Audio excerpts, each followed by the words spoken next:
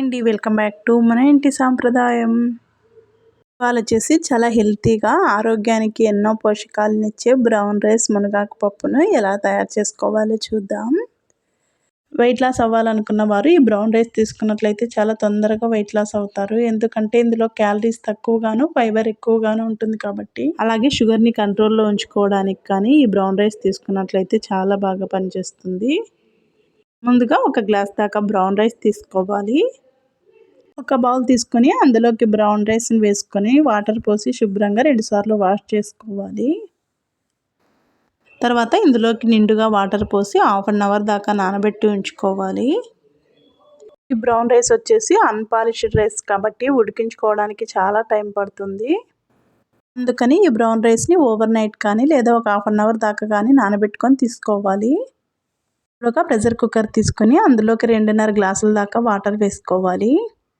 మనం ఏ కప్పుతో అయితే బ్రౌన్ రైస్ తీసుకుంటామో అదే కప్పు కొలత కానీ గ్లాస్ కొలత కానీ 2.5 కప్పుల దాకా వాటర్ వేసుకోవాలి. పైన పెట్టేసి ఈ వాటర్ అన్ని బాగా మరిగించుకోవాలి. ఇప్పుడు ఇందులో ఉన్న వాటర్ అన్ని పక్కకు కొంచేసుకొని ఎసురు బాగా మరిగిన తర్వాత ఇందులోకి వేసుకోవాలి. ప్రెషర్ కుక్కర్లోని వాటర్ అంతా బాగా మరిగిపోతుంది. ఇప్పుడు ఇందులోకి నానబెట్టుకున్న బ్రౌన్ రైస్ని వేసుకోవాలి. స్టవ్ని మీడియం ఫ్లేమ్లో ఉంచుకొని 25 to 50% దాకా ఉడికించుకోవాలి. ఇలా ఒక 5-6 నిమిషాల పాటు రైస్ని బాగా ఉడికించుకోవాలి. చూడండి, ఇలా ఒక 2-3 పొంగులు వచ్చేదాకా బ్రౌన్ రైస్ని బాగా ఉడికించుకోవాలి. ఇలా ఉడికించుకున్న తర్వాత ఒక 25% దాకా కుక్ అయ్యాక స్టవ్ని మీడియం ఫ్లేమ్లో ఉంచుకుని ప్రెషర్ కుక్కర్ మూత పెట్టేసి 3 లేదా 4 విజిల్స్ వచ్చేదాకా ఉడికించుకోవాలి. ఇలా ఉడికించుకున్న తర్వాత మూత తీసినట్లయితే చూడండి, బ్రౌన్ రైస్ అయితే చాలా పర్ఫెక్ట్గా ఉడికిపోయింది.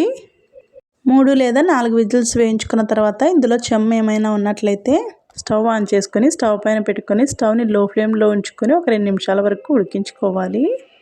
అప్పుడే ఇందులోని తేమ లేకుండా పర్ఫెక్ట్గా కుక్ అయిపోతుంది. రైస్ని ఇలా కుక్ చేసుకున్నట్లయితే చాలా మెత్తగా ఉడికిపోతుంది. ఇప్పుడు మునగాకు పప్పును ఎలా తయారు చేసుకోవాలో చూద్దాం.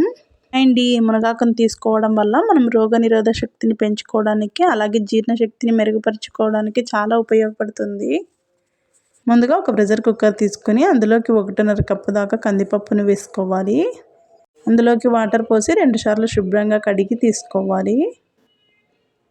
తర్వాత ఇందులోకి పప్పు ఉడికించుకోవడానికి సరిపోయే అన్ని వాటర్ వేసుకొని ఒక 2 పెద్ద సైజు టమాటాలను చిన్న ముక్కలుగా కట్ చేసుకొని వేసుకోవాలి. అలాగే ఒక 7-8 దాకా పచ్చిమిర్చిని తుంచి వేసుకోవాలి. ఒక 1/2 టేబుల్ స్పూన్ దాకా పసుపు వేసుకొని ఒక 1 టేబుల్ స్పూన్ దాకా ఆయిల్ వేసుకోవాలి. అలాగే ముందుగానే కడిగి ఉంచుకున్న మునగాకును 1 కప్పు దాకా ఇందులోకి వేసుకోవాలి. ఇలా వేసేసుకున్న తర్వాత అంతా ఒకసారి మిక్స్ అయ్యేలా బాగా కలిపేసుకొని స్టవ్ మూత పెట్టేసి 3 లేదా 4 విజిల్స్ వచ్చేంత వరకు ఉడికించుకోవాలి. ఉడికించుకున్న తర్వాత స్టవ్ ఆఫ్ చేసుకొని కుక్కర్లోని ప్రెషర్ అంతా పోయాక మూత తీసినట్లయితే చూడండి, పప్పు అయితే బాగా మెత్తగా ఉడికిపోయింది. ఇప్పుడు ఇందులోకి టేస్ట్కి సరిపడా సాల్ట్ వేసుకొని పప్పు గిత్తెతో పప్పును మెత్తగా మ్యాష్ చేసుకోవాలి. ఇలా పప్పుని మెత్తగా మెదుపుకోవాలి. ఇప్పుడు ఇందులోకి తాలింపు పెట్టుకొని వేసుకున్నట్లయితే పప్పు రెడీ అయిపోయినట్టే. చూడండి, ఇలా మునగాకుతో పప్పును తయారు చేసుకున్నట్లయితే టేస్ట్ అయితే చాలా బాగుంటుంది. బ్రౌన్ రైస్ని అప్పుడప్పుడు తీసుకోవడం వల్ల బాడీలోని కొలెస్ట్రాల్ని కంట్రోల్లో ఉంచుతుంది. ఈ బ్రౌన్ రైస్ మునగాకు పప్పు షుగర్ని కంట్రోల్లో ఉంచుకోవడానికి కూడా చాలా బాగా పనిచేస్తుంది. ఈ వీడియో మీకు నచ్చినట్లయితే ఒక లైక్ చేయండి, అలాగే సబ్స్క్రైబ్ చేసుకోండి. Thank you for watching.